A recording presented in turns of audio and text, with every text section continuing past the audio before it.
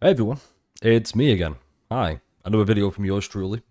I don't have a good intro, so that's gonna have to do. It's a nice sunny day, kind of, if you ignore all the rain clouds. Kind of sets the tone for this video, I guess. In case you're wondering about the lack of background, well, I thought it would fit the theme of 3.0, where the presentation is poor. That's right, it's a 3.0 video. So, the real big concern with 3.0, well, I say concern, the biggest source of discontent is probably, and to the surprise of absolutely no one, it's the presentation. It's like this. It's just, it's kind of bland. It's boring. Let me preface by saying, I love Star Rail. I always had a special place in my heart. It's the reason I started this channel. It's just, it's frustrating. I remember back in the day when we were all like, oh my god, this is so much better than Genshin. Let's hope it stays like this forever. How foolish we were. How naive. Because we just ignored the fact it had Hoyoverse attached to it. Big, massive Hoyo shill. If you're kind of like, how dare you, it's a $1 billion company game. I'm going to leave a dislike and that will teach you. This video isn't for you. So just, shoot, off you go. So, want to say, the story is great. How could it not be? It's about Greek mythology. I've really invested. I really enjoyed the story. Really invested. To an extent. As much as one can be when you're just staring at something like, I don't know, this. People, they walked the face of the earth, delighted by the creations of their fellow gods, though also lamenting at the bare solitude of the gods. And so, they made clay figures in their likeness, and allowed... I'm going to stop it there. You get the point. I mean, we'll be going back to this eventually. Like, we're going back to this at some point, don't worry. This is a big contentious point. In case you know what the issue with this is, well, this is it. We got all this rich, lore and history, and we're just staring at the back of Don Hong and the Trailblazer's head, while whatever this is explaining it. I don't get it. It doesn't make sense. They're telling the story, but they're telling it so poorly. It's just, it's not for me. But it does get worse. Let me just fast forward here a little bit. You can see my bored reaction here when I was playing it. Okie doke, make yourself comfortable. Time for a history class on Amphorius. Yeah. Hopefully past me kind of gets the point. They've decided rather than show us like a good narrative kind of way,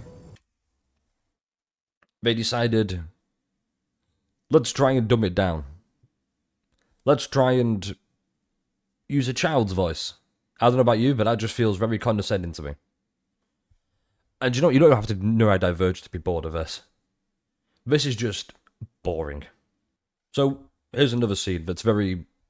kind of gives you an idea about how the presentation is really lacking. It's all about, move a little to the left, so the water's a lot warmer, and we get closer to Aglaya, because who wouldn't want to? Okay, here we go. Fast forwarded a little bit. Ah, psych, got you.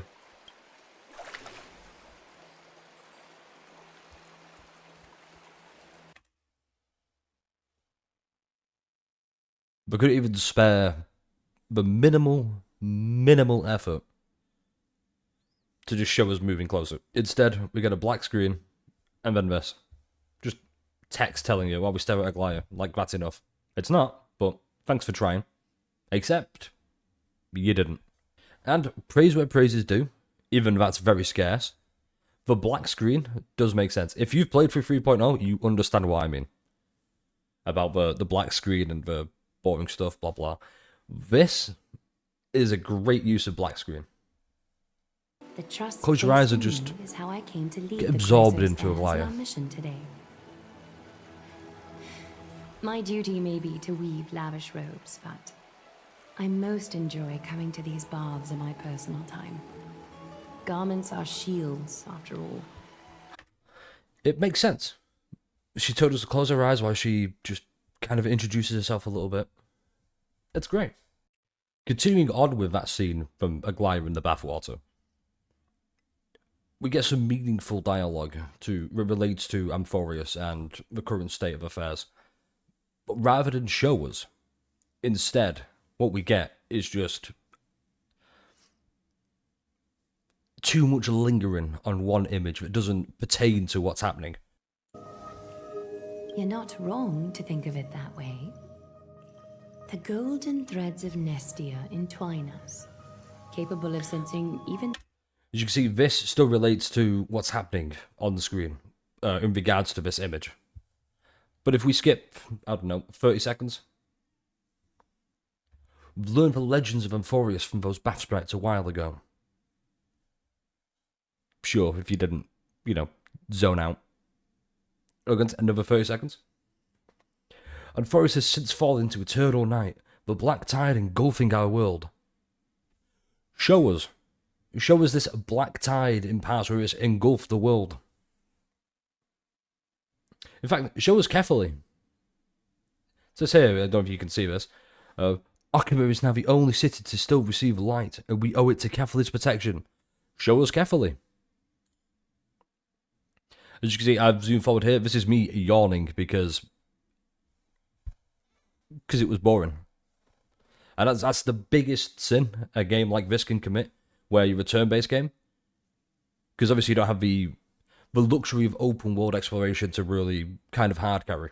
Or just carry in any kind of way. You're just boring. And it's such a shame. Just like that scene we saw last, this is exactly the same, except for one big difference. We actually get given the context of what it's referring to, and we get to see it in action. That's the giant sword Nikador used. And we actually get to see it. And this shouldn't be breathtaking or marvelous or whatsoever, but it feels that way. Because we actually get to see it for once. Rather than just a static image, or it's just My Day with his arms folded as he tells it, and we don't get to see the sword whatsoever. Which, by the way, more on that later, My Day. But the animations for the characters, My Day had two. Either arms folded and crossed, or walking.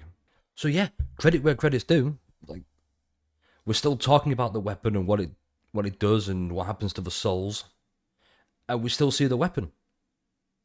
It's not difficult. At least for a $30 billion company, or however much it's worth. Either way, I'm sorry I offended your $1 billion company game. But I did say at the start, if you get offended by that, don't watch. So, moving on, I want to talk about another presentation problem. And one that's, I think, just unforgivable, considering what they've done in other games. It's just the one-dimensional telling of it. We get characters just stood there, and we get, like, idle pose 1, idle pose 2, idle pose 3, and it's just, well, I should say My Day's pose, because that's all he does. I feel like that's, in part, Wuthering Waves kind of ruined it, because 2.0 was just, it was just good. I feel like, in part, that's kind of due to Wuthering Waves 2.0. Red Sea was just that good, though. But no, it is kind of unfair to compare two different companies' games. How about comparing the same company's games? ZZZ. And I'm not the biggest ZZZ fan. In fact, I don't think I enjoy ZZZ. And I've given it a fair go. I'm just still... It's okay. The combat's good. The story it tells is so engrossing and rich. Like, we get the comic strips where it's person here, person there, got all the effects. I don't know what my hands are doing, but that's kind of showing the effects, I guess. And when they get small talk, it's just, that's what it is, it's small talk. It's there, it happens for like 10, 20 seconds, and then disappears. So with ZZZ, when you have two characters interacting with small talk and all that stuff, that's kind of their simplest way of showing the story and like characters interacting. And you take that small section, a small little part of ZZZ, like it's like that small, and you move it to Honkai Star Rail, and it's just a majority of it. It's just a good chunk until like the most important moments. And even then, they only feel important, not because of it's presented amazingly, but because they give you more than the bare minimum. So here you can tell something important's happening because they change the filter. And you can see it there. And obviously we get this pose, which, you know, you can't escape it. It's a Hoyo game. But you can see the facial expressions change. We can see him like move. We get a camera angle that isn't the back of someone's head. It's kind of the side, but they still turn. Even like here, we just get more expressions. Like if we go forward a little bit more, when I can find it. How amusing.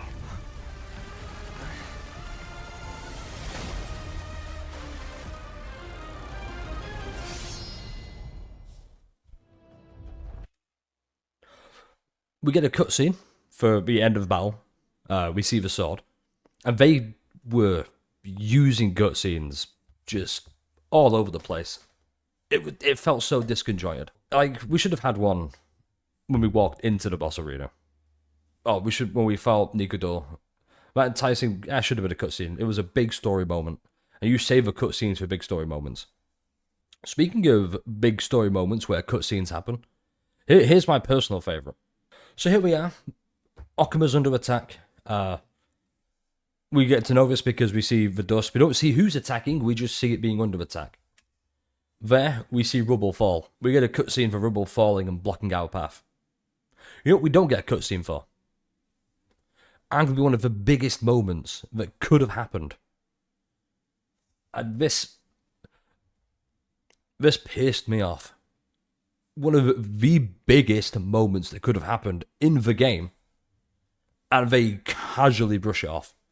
Here's what I'm talking about. So here's the moment where for the first time in Euphorius, we put a Trailblaze beacon down, or a waypoint.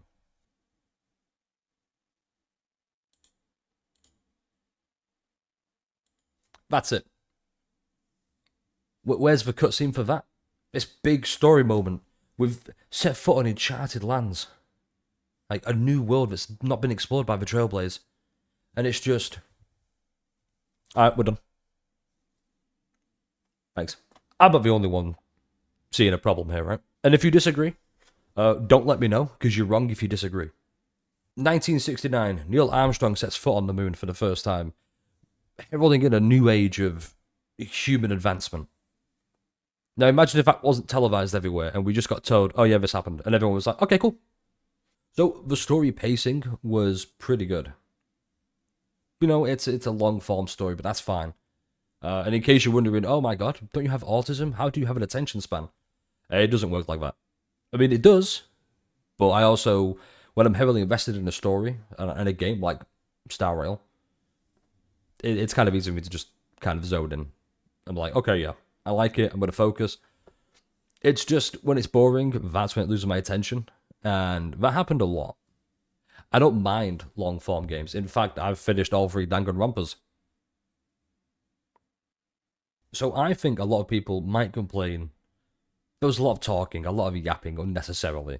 It's not so much the yapping that's the problem, it's the presentation of the yapping. I mean, you're going to learn everything you need to know about Euphorius.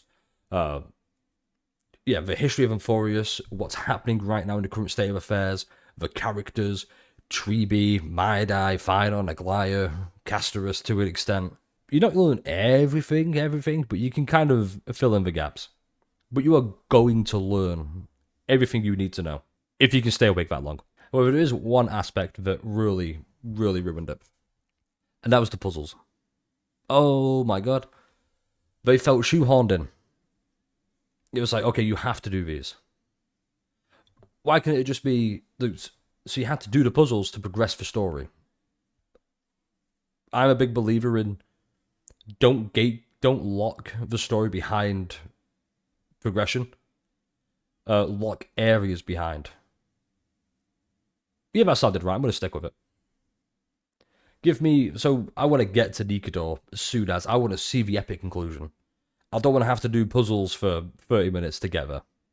Especially when they were pretty long puzzles. If it was just like a quick, like, puzzle 1 done, puzzle 2 done, puzzle 3 done, puzzle 4 done, that'd be great. Instead it was puzzle 1 done.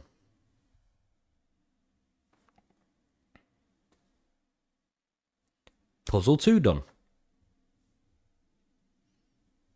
And it just, you get the gist. I'm not going to keep doing it like... Even though it is pretty fun. I want to talk about world design. And what better way to talk about world design than diving into the world?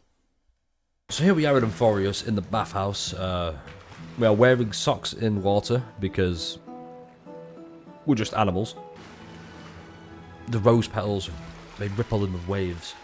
It just looks nice. Because other places where, like, the graphics, they just look so good. Another place where they look great is just Aglaya's garden, or wherever this is. It just looks beautiful. It's nice. Look at the tree, you can see like the golden blood of the world of Kefali, the war-bearing titan. You can see it flowing. Even better than that. Hey Tribby. But look at the distance, you can see it in the distance. It just looks all so nice. If you ignore the grass. And the moss. And the more grass. If you ignore that, like, look at Kefali, look how good Kefali looks, right?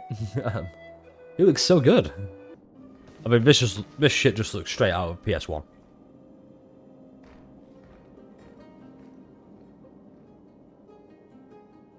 Need I say more? So now I want to get into the really, I guess, two biggest points for me. Firstly, is the music. Just play it off. Don't have sound on.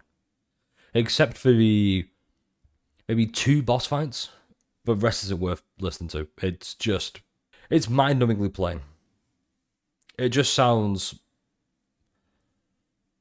I could probably burp the alphabet and it would sound more lively. Well, make it 3 points now I think about it. The emotional impact. I know nothing bad is ever going to happen. Even the one character where something bad could happen, they have to reiterate he's immortal. I'm not going to tell you who, except that'd be a lie. It's my day. So here is the moment that all emotional impact or emotional moments that could have happened are completely taken out of it for me. My day is there, about to battle Nikador, who could possibly die. Except, they reiterate, stay strong. Trying to get killed too many times. So I know my day is going to be fine. And you know he's not going to die. He's not going to have died once. But once again, I'm going to let this scene rock a little bit, just because I really like it. Especially this moment. You see him run away. He's looking over his shoulder. Camera cuts back to him. Finally, some peace. You and I, 2 warriors rejected by death. Is there any contest more fair than this? He just sounds so good. And this, once again, that's what really held this story. That's what really held, like, got me into the story. It was just, the voice acting was so good from everyone. And I mean everyone. Well, those who weren't on strike anyway. So, just going back to the third point I was going to make. This is the biggest one. And this, looking back on it, I actually regret how I reacted at the time. Because I can appreciate how good this moment was. Unfortunately, I just didn't care. And to be honest, I still don't care. I just wish I did care at the time. So, spoiler warning, you've been warned. 5, 4, 3, whatever. So finally, we get to the moment we've all been waiting for. How does V. Herter fit into the story of Amphorius?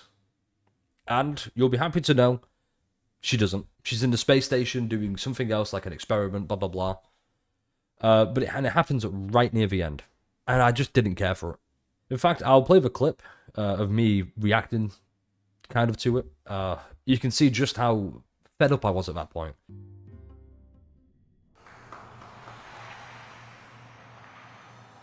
I'm utterly... Why are they doing this? Why not wait until we're done with the story in Amphorius, then do all the hurt stuff at the end of it to set it up for later? Why take us out of Amphorius? It's like, oh, because we might have been bored. If we're going to be bored of it, make it fucking fascinating. Because if anything, now I'm just bored for the hurt. I'm just kind of like, oh great, I have to sit through this rambling. Oh, I'm not crazy, right? If I'm wrong, tell me I'm wrong. But I know I'm not, so fuck it, let's just carry on. Because I didn't care. It reminded me of Acheron in 2.4. Well, 2.3, 2.4. We were getting little flashbacks here and there of like, oh, something happened here. Rain planet, static image. Yeah, this is where it all started. Blame Acheron. So we get flashback number 1 there, flashback 2 there, 3, 4, 5. They're all kind of like spread out. I'd rather just have all at one point, like the first half of it at one point, and then the second half at another point. Instead, with her we get it right near the end. And the worst part is, we get it just as it's all coming to a head. We've beaten Nikador. We've got his core flame. We're about to dip into the Genesis vortex to finally get the 7th core flame we've been after. And they break up the story just as it's starting to get good, like the epic climax, to like, oh yeah, here's Herta. And that really, really got me. I was out of it, but I didn't care about the Herta. Give me the Herta after Amphorius is wrapped up. Don't keep me in suspense waiting, because I didn't care about the Herta. I wanted the end. I want to know what happens there. Then give me the Herta so I can focus and care and be invested in something else. You're just a mirror? I don't... Haha, funny. Good plot. Trying to stay awake because this is fucking boring. Ramped up, it's like, oh, Amphorius is really ramping up now. It's getting really intense. Let's break the immersion. Let's take it out of this plot that's finally developed. It just, here's some weird little side quests about the Herta. You guys want to see Wolverine? This is a lot more interesting than what's happening right now. That's how much this fucking sucks. We also get March right at the end, which I didn't care. I'm like, yeah, we could all see what was going to happen. She's been reacting poorly to Amphorius anyway, like, even before we stepped off. Yeah, it's whatever. Yeah. So it's right about here, I was kind of... This is the moment I was a bit more... Oh, nothing... Okay, finally, we get some investment, some involvement. It's going to be great. I can't wait to hear this song that's been passed down in Amphorius, so we get to learn a little bit of the rich history that's been built up. Instead, we get this. No music for a start. It's a ballad with no music. Bound in this lush land by God's chosen. Giants raised their glasses in a toast, beheld by the 12 constellations. And there it is. It's spoken. In fact, here's past me reacting to it. Hey, past me. You look fed up. Don't worry, it gets worse. The earth. 3 wove the threads of fate. 3 molded life with their hands, and 3 guided calamity's gate. They declared the world too unstirring. That's a ballad. You know those things that are normally sung with music accompanying them. And, you know what? It's another presentation problem. It's a song about the history of Amphorius. And we're just looking at people in the present. So, that's it really. It's not so much a view of 3.0 as a whole. That's a whole other video that I don't want to get into right now, because it means I have to relive 3.0. It's more so about the story. So, and here's the moment we've been waiting for. The ratings. Ooh. If you take the 9 out of 10 voice acting and put it with the 1 out of 10 everything else, you get 10 out of 10. There you go. Take this out of context if you want. Star Rail and Furious 3.0 is a 10 out of 10. And then just ignore the 9 out of 10 voice acting and 1 out of 10 everything else, because it is a bit harsh, but I say 1 out of 10 everything else. The presentation. Everything else is kind of like at about 4. But this video might have been a lot more appealing to more people if I just glazed the ever-loving fuck out of Hoyo. Being like, yeah, 3.0 was great. No bad sides whatsoever. It was amazing. You should play it, you should be invested, spend money on every single character ever comes out. But no, I'm not going to do that. That'd be disingenuous, and I'd be a liar, and yeah, I'm not about that. I really, really hope they do this. They just do better in the story. The story is, honestly, in my opinion, this isn't me putting on a joke or trying to glaze the fact. The story is really good. It's got me hooked. Just tell it better. You've got some of the best. Look at all the myriad Celestial trailers. And you're telling me not one of those people can just be like, okay, here's a good cutscene, or here's better presentation. Nah, you're $1 billion company. Do better. If something should be complained about, we should complain about it. I've just noticed I got a long hair there. No, I just didn't shave properly. That's good. Hopefully this has annoyed anyone else like it's annoying me right now. You can do this for the rest of the video, I guess. It's going to be over soon, so it doesn't really matter. Yeah, just do better. Some people could try and defend it, be like, oh, it's a free game, you shouldn't expect too much. I don't expect too much. I expect the bare minimum. And that's not what we've got. Yep, that's the video. Like, comment, subscribe, all the usual stuff. If you don't, you're lame. And do you want to be lame? Do you want to be more lame than 3.0? I don't think you do. That's it for me. Like always, stay refreshing.